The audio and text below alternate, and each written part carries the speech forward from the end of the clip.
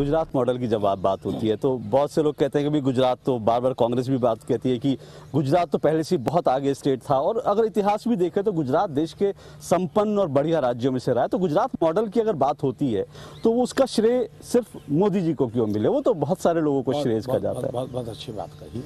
मोदी क्या कहता है? मोदी की तो बात सुननी चाहिए, नहीं सुननी चाहिए जी। मोदी ने डे वन से यही कहा है कि गुजरात जो भी है वो 6 करोड़ गुजरातियों के पसीने के परिणाम है। ये मोदी कह करके थक गया। दूसरी बात है कि ये कहना कि पहले गुजरात ये था और आज हुआ वो गलत है, तो पहले कांग्रेस तय करे। नंबर 1 वो मानते हैं कि गुजरात आगे बढ़ा है, उसी में उनको कंफ्यूजन है। वो कहते हैं नहीं बढ़ा है, फिर कहते हैं मोदी ने नहीं बढ़ाया, फिर कहते हैं मोदी झूठ बोल। कभी वो गुजरात आगे बढ़ा स्वीकार करते हैं लेकिन मोदी को स्वीकार नहीं करते हैं। कभी वो कहते हैं गुजरात आगे नहीं बढ़ा। तो कांग्रेस खुद बहुत कंफ्यूजन में है। लेकिन मैं बताऊं, गुजरात में भयंकर भूकंप आया। उस भूकंप के बाद दुनिया मानती थी गुजरात मौत की चादर ओढ़ करके सोया है, अब गुजरात खड़ा नहीं हो सकता है। आज जाकर के देखिए क्या हुआ। मैं जब गुजरात में आया तो मेरे गुजरात में लोगों ने मेरे से क्या मांग की। 2001 में हमें आया तो मुझे गुजरात के लोग कहते थे मोदी जी कुछ भी करो, कम से कम शाम को खाना खाने समय तो बिजली दो। आपके गुजरात में जो दूरदर्शन के स्टाफ के लोग उनको पूछो जी, खाने के समय बिजली नहीं थी। मेरे यहाँ बच्चों का एग्जाम हो बिजली नहीं आती थी, माँ बीमार हो पंखा नहीं चलता था, सास भी कभी बहू हो टीवी सीरियल चलता था, टीवी देखने को नहीं मिलता था।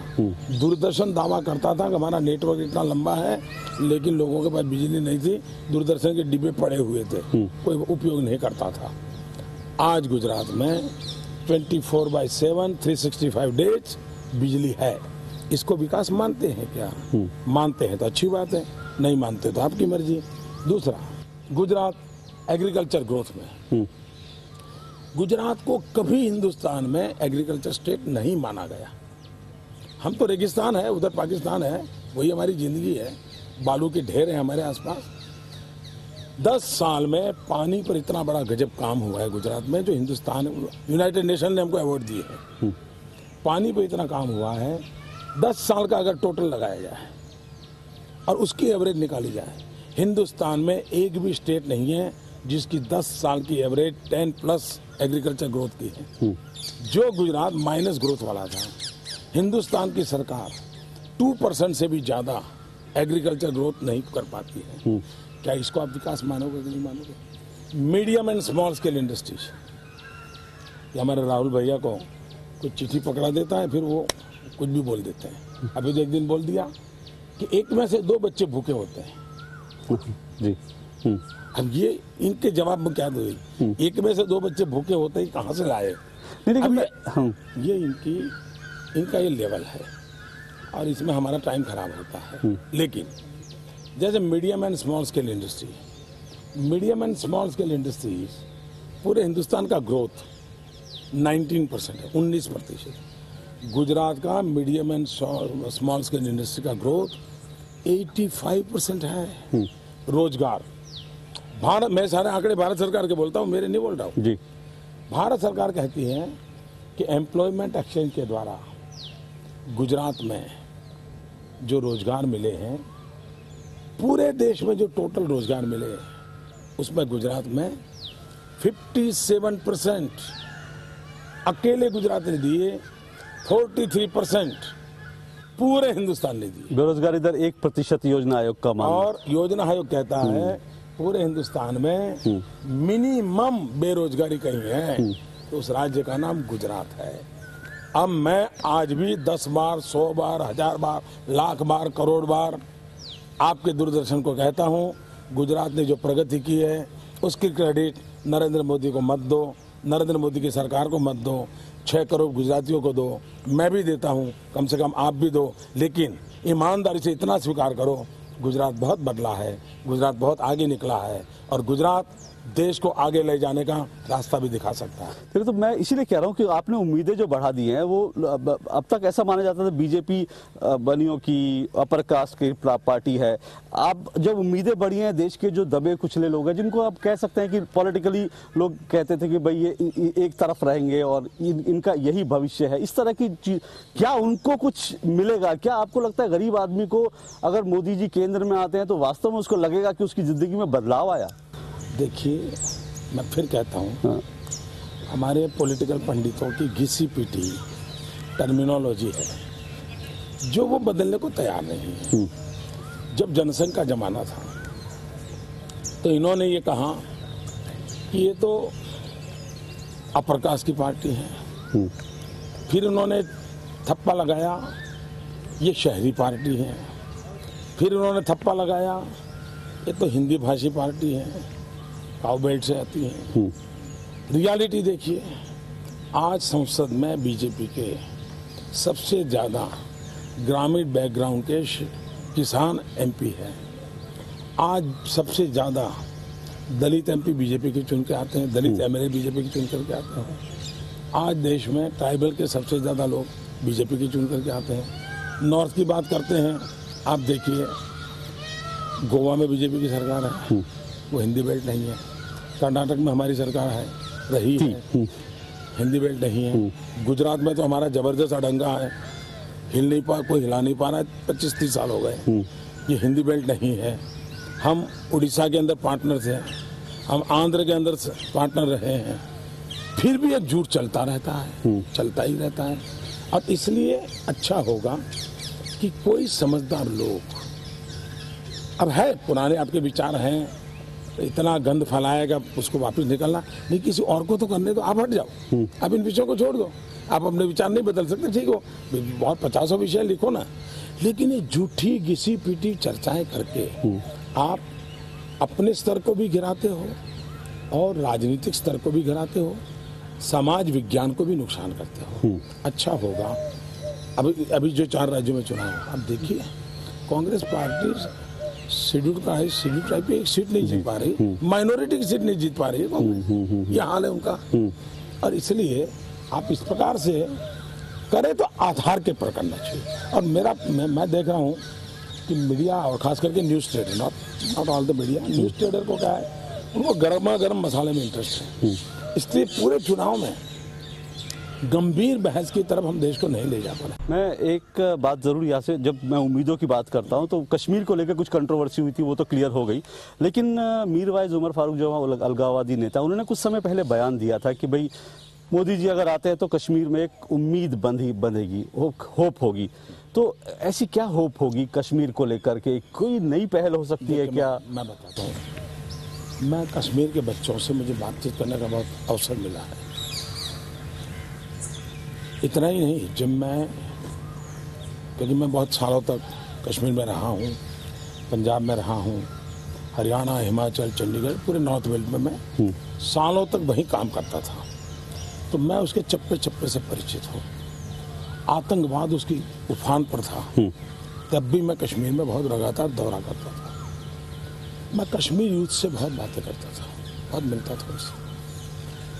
एक बार मैंने गवर्नर साहब की मदद से मैं जेल भी गया था और हार्डकोर टेररिस्टों के साथ बैठा, श्रीनगर में और जम्मू हार्डकोर टेररिस्टों के साथ बैठा, तो उनको समझने की मैंने कोशिश की थी।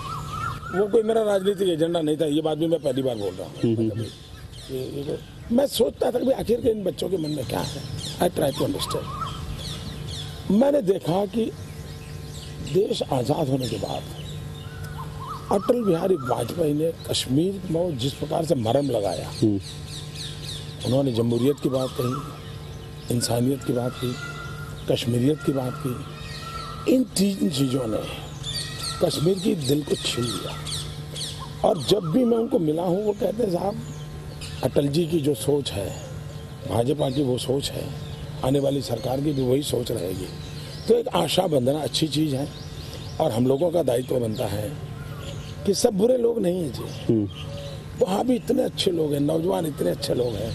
अभी मैं कोटा गया था, कोटा में मैं कुछ बच्चियों को मिला था, श्रीनगर से पढ़ने के लिए बेचारी कोटा में आकर रहती है, मेरा मन करता है अमृतसर जैसा कोई बड़ा सेंटर बने जहाँ कश्मीर की बच्चियां भी आकर के वहाँ, क्योंकि उनको पढ़ना है, उनको आगे जाना है।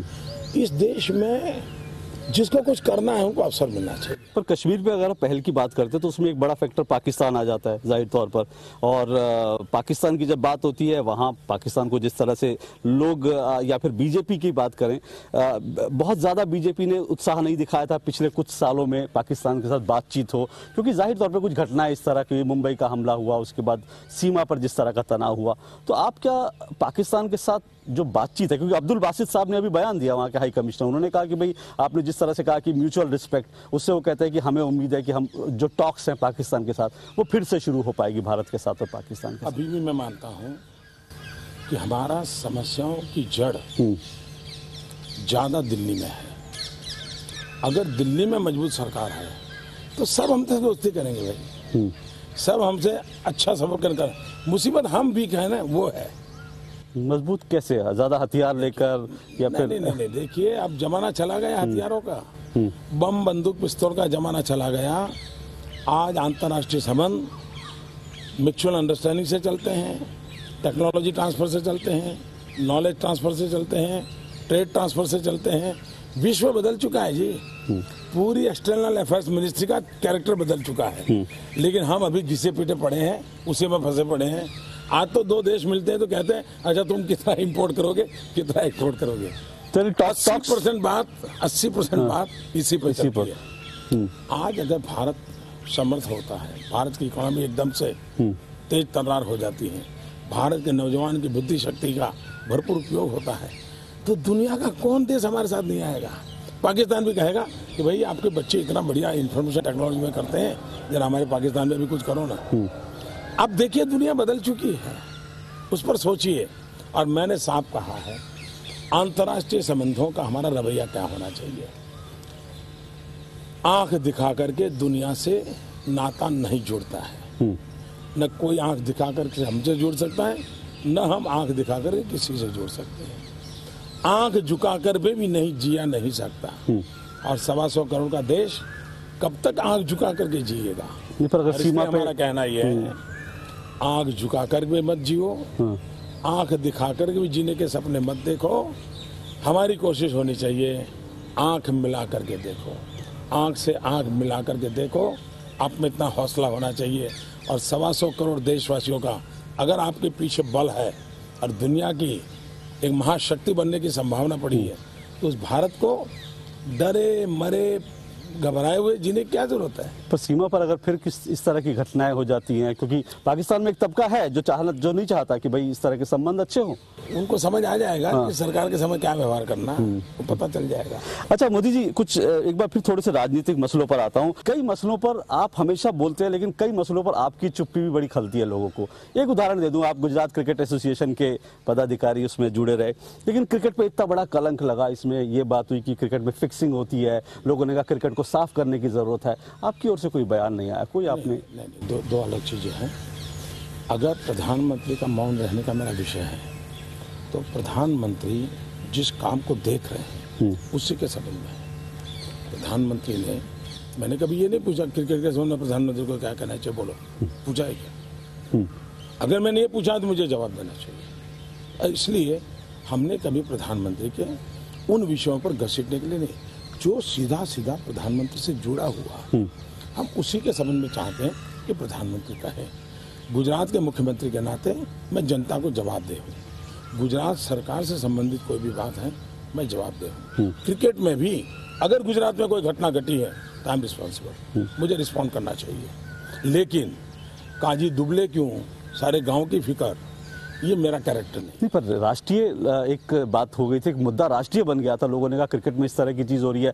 आप क्योंकि गुजरात क्रिकेट एसोसिएशन से जुड़े रहे, तमाम एसोसिएशन अपनी बात रख रही थी, तो मोदी जी को भी कहना चाहिए था कि भाई क्रिकेट की सफाई होनी चाहिए। नहीं, वो तो मैं पहले ही कह चुका हूँ, पहले ही कह चुका हूँ। लेकिन जो फोरम है उस फोरम में मैंने सब बताया।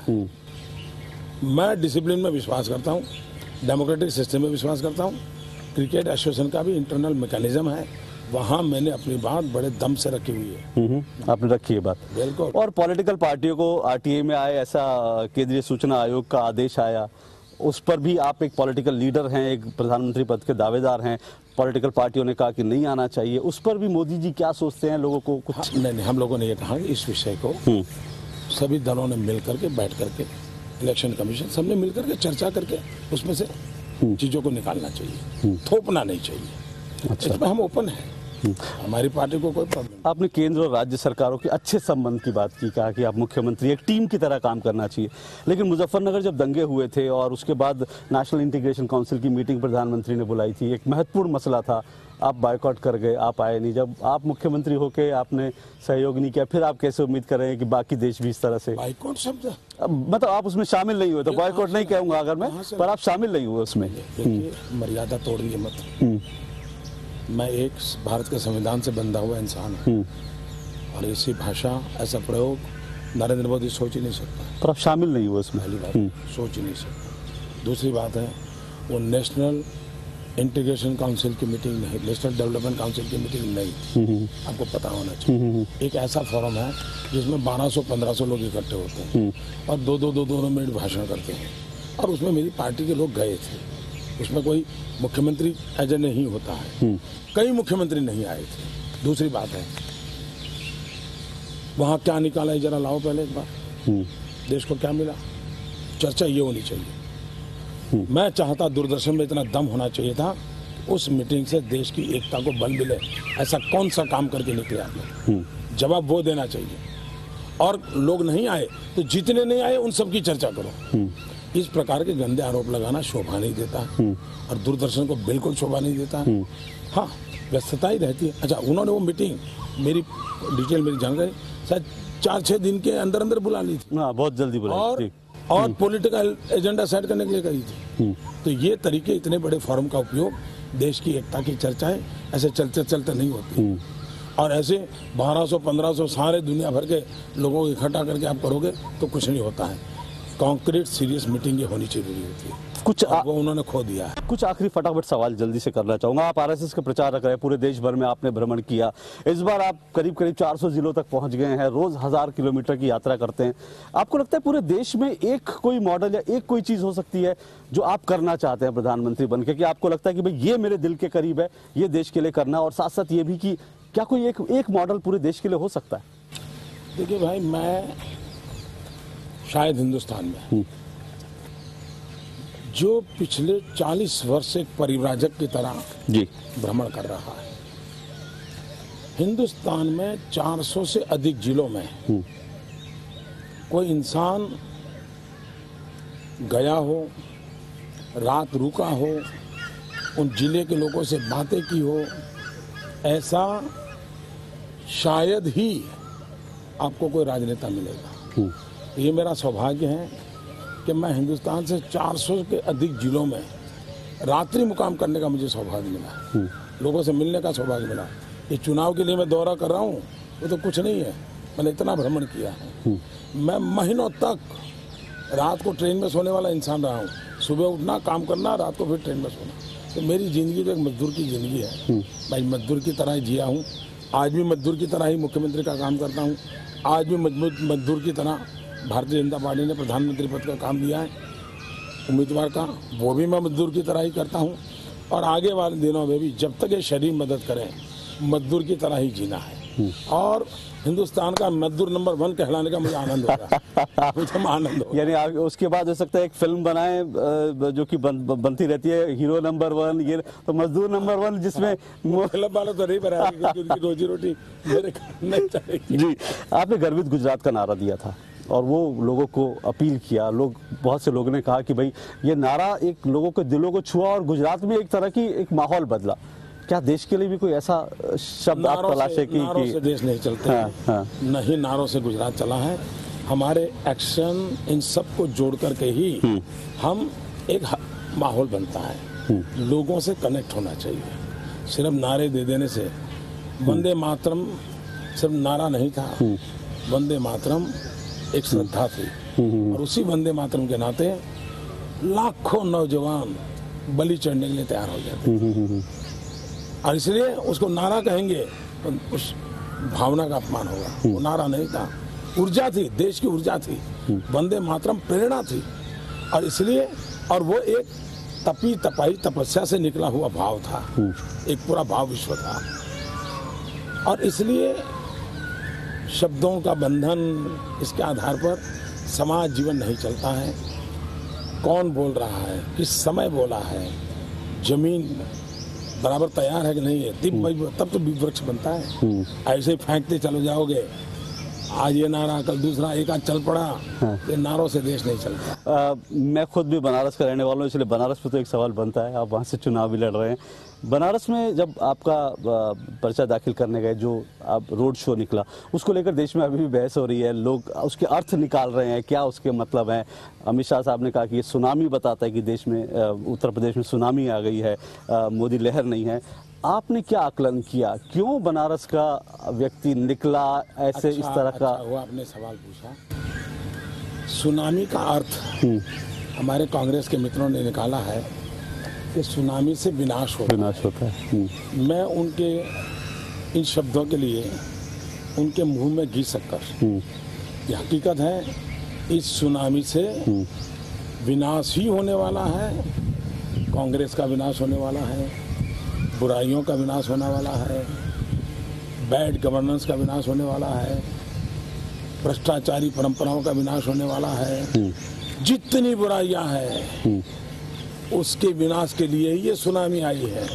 और इसलिए कांग्रेस के नेता कहते हैं कि सुनामी विनाश लाती है, पक्का ये दुष्ट शक्तियों के विनाश का ही ये सुनामी है। पर आपने आकलन कैसे किया जो उस दिन के, अब आपने जब तस्वीरें देखी? ऐसा है, आकलन मैं नहीं मानता हूँ किसी को करना पड़े इस स्थिति। नज़ारा देखते ही पता चलता है, उसके लिए कोई बहुत बड़ा दिमाग अप्लाई नहीं करना पड़ता है, कोई लेबोरेटरी टेस्ट नहीं करना पड़ता है। अगर मैंने बड़ौदा में भी तो नामांकन किया था, उस दिन भी रोड शो हुआ था, लेकिन हिंदुस्तान के किसी कांग्रेसी नेता की नींद खराब नहीं हुई थी। बनारस में नींद खराब हो गई। तो प्रॉब्लम वो क्या था वो नहीं है, इनका क्या है वो है। चलिए, बहुत एक छोटे छोटे आखिरी सवाल कि भाई आपने जैसे अभी हाल में कहा, बनारस की जिक्र चला, आपने कहा कि भाई जब हीटेड एक्सचेंज होते हैं इलेक्शंस में तो बहुत सारी चीज़ें निकल जाती हैं, आरोप लग जाते हैं।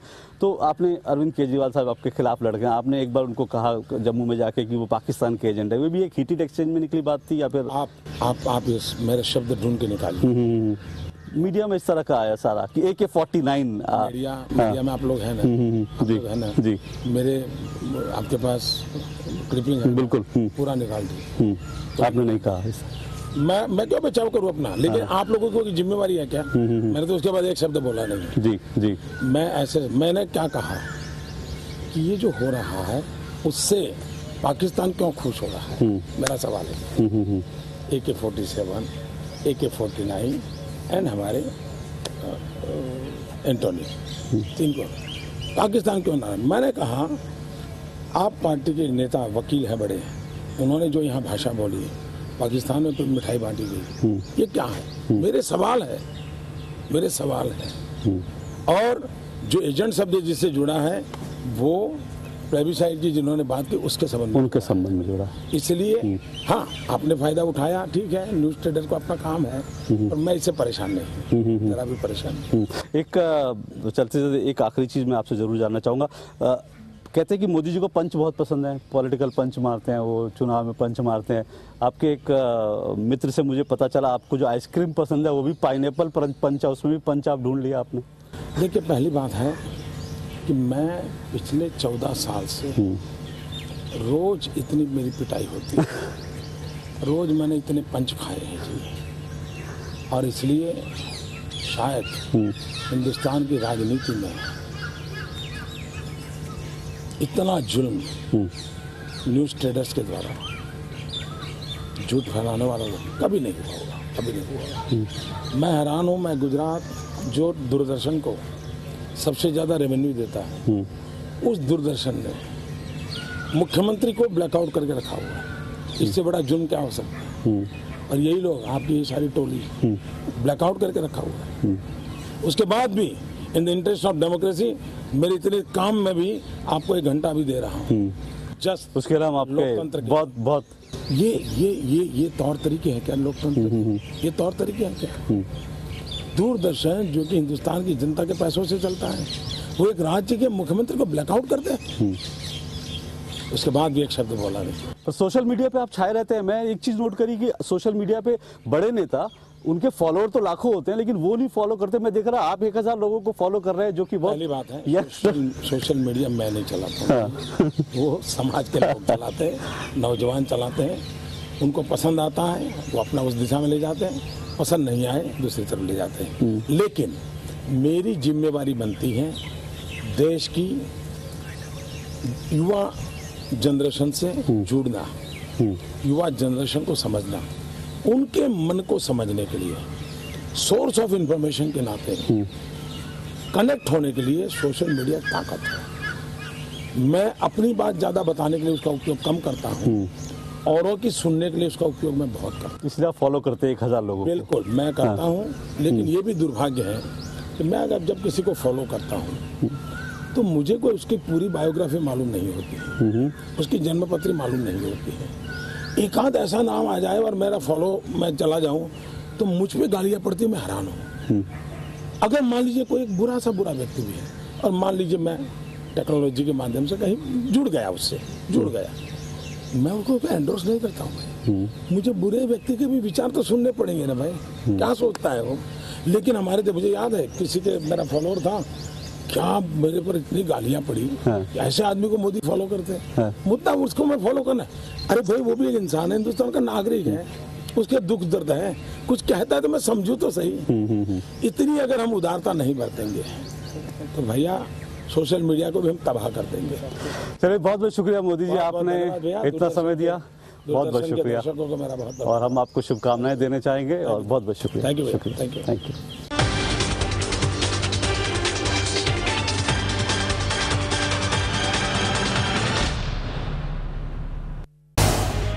झी 24 तास रहा एक पाऊल पुढे।